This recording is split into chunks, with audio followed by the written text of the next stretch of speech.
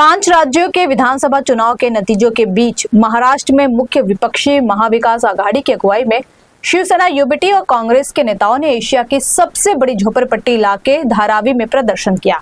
इस प्रदर्शन में धारावी पुनर्विकास परियोजना के खिलाफ नेताओं ने प्रदर्शन किया और अडानी हटाओ धारावी बचाओ के नारे लगाए। इस प्रदर्शन के दौरान 5 राज्यों के नतीजों के सवाल महाविकास आघाड़ी के नेताओं से पूछे गए, जिस पर उन्होंने गोलमोल जवाब देते हुए धारावी के पुनर्विकास को लेकर बात की।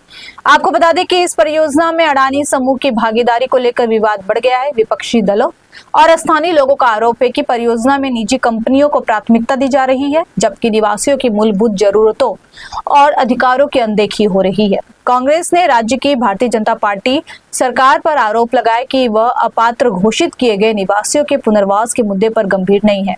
प्रदर्शनकारियों का कहना है कि वर्षों से रह रहे लोगों को किसी तकनीकी आधार पर बाहर करना अन्यायपूर्ण है। प्रदर्शनकारियों ने परियोजना में पारदर्शिता की कमी पर भी सवाल उठाए। उनका आरोप है कि निर्णय प्रक्रिया में स्थानीय लोगों को शामिल नहीं किया जा रहा और उनकी सहमति के बिना योजनाएं बनाई जा रही हैं। देखते हैं प्रदर्शन कर रहे एमवीए के नेताओं ने बातचीत में क्या कुछ कहा। हम किसके खिलाफ नहीं, हम धारावी वासियों को न्याय दिलाने के लिए ये मोर्चा है हमारा। जिस प्रकार धारावी में अडानी का अत्याचार चल रहा है, सरकार उसको सपोर्ट कर रही है, जनता पे अन्याय हो रहा है, इसके खिलाफ हमारा ये मोर्चा है।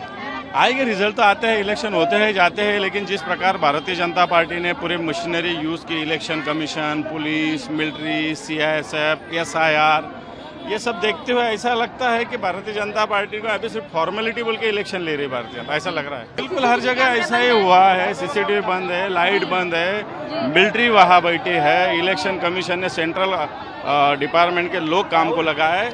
तो इसका मतलब सही है कि इस बार डेमोक्रेसी रही है नहीं रही, हिंदुस्तान में ऐसी प्रकार की स्थिति है। वहाँ भी वैसे ही किया, वहाँ भी वैसा, उन्होंने ऐसे ही किया। एसआईआर, मिलिट्री, इलेक्शन कमीशन, ये सब भारतीय जनता पार्टी के नौकर जैसा काम कर रहे हैं। धारावी के लोग इसलिए रास्ते पर उतरे कि उनके प्रयासों के बावजूद भी ये सरकार भी और डीआरपी भी इस बात को मानने के लिए तैयार नहीं है। वो उनको दिखाना नहीं चाहती कि कैसे घर देंगे, विकास कैसे करेंगे, क्या रहेगा आपका ब्लूप्रिंट, वो दिखाओ, लोगों का विश्वास जीतो और कीजिए विकास। विकास के आड़ में कोई नहीं आता, लेकिन ये सब बताने से बार बार उनको मिलने के बावजूद, उनके पास आंदोलन दिखाने के बावजूद, यहाँ पे इतनी बड़ी बड़ी सभाएं लेने के बावजूद वो अभी तक कुछ नहीं कर रहे हैं। इसलिए लोग आज रास्ते पर उतरे हैं। जो रिजल्ट आ रहे हैं लोगों को पता है कि पूरा प्रशासन, पूरी पुलिस का फोर्स और जो भी बड़ी बड़ी इंस्टीट्यूशन है, इलेक्शन कमीशन से लेके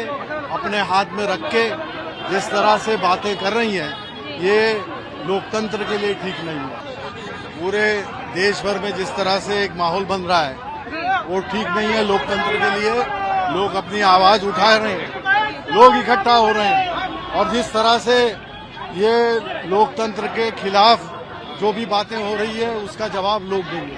वही बात जो पश्चिम बंगाल में दिख रही है, वही बात वहाँ पे आसाम में आप एसआईआर कर रहे हैं। ऐसे टाइम पे लोगों का, मतदाताओं का हक छीना जा रहा है, जो नागरिक हैं उनको बाहर के बताए जा रहे हैं। तो ये जिस तरह से हो रहा है, ये भारत, अब हम जिसको लोकतंत्र की जननी कहते हैं, माँ कहते हैं, ये इस लोकतंत्र के लिए ठीक नहीं। अभी नतीजे आ रहे हैं, अभी it is too early to. देखिए, मैं हमेशा ही लड़ते आ रही हूँ और मैं इसलिए लड़ रही हूँ क्योंकि ये हमारे घरों का मसला है, ये हमारे जमीन का मसला है। यहाँ पे जो लड़ाई लड़ने का काम है जमीन पे लगातार हम कर रहे हैं। हमारा सिर्फ इतना कहना है, घर के बदले घर मिलना चाहिए, दुकान के बदले दुकान मिलना चाहिए और गोदाम के बदले गोदाम मिलना चाहिए। जिस तरह से हम देख रहे हैं, पूरी तरह से आप देखोगे तो हमें यहाँ से बाहर फेंकने का बड़ा षड्यंत्र चल रहा है। आज यहाँ पे 50 स्क्वायर फुट के नीचे घरों को घर नहीं मिलेगा, जबकि यहाँ पे 80% घर 100 फीट के अंदर है। तो आप कितने लोग को अपात्र करना चाहते हैं, ये भी बड़ा शंका गया है। और सबसे बड़ी बात यह है कि सब लड़ाई में सिर्फ अडानी का सोचा जा रहा है। धारावी करके हमारा कुछ नहीं सोचा जाता। हमें पता भी नहीं हमें कहाँ घर मिलने वाला है, हमारे क्या होने वाला है, और इस तरह की कोई डेवलपमेंट हो नहीं सकती। तो इसीलिए मेरा सभी से कहना है, हम सब धारावी करने के लिए हैं, धारावी के लोगों को धारावी में घर मिलना चाहिए। ये देश संविधान से चलेगा,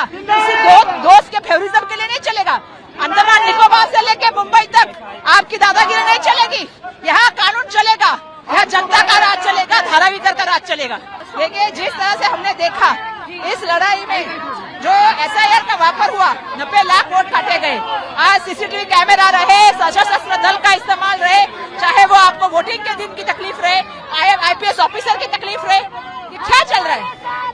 कौन सा दबाव यंत्र केंद्र सरकार करना चाहता है? वो लड़ाई ऐसे नहीं होती है। इस देश में संविधान कहाँ है? चुनाव आयोग इलेक्शन के दिन जब प्राइम मिनिस्टर जो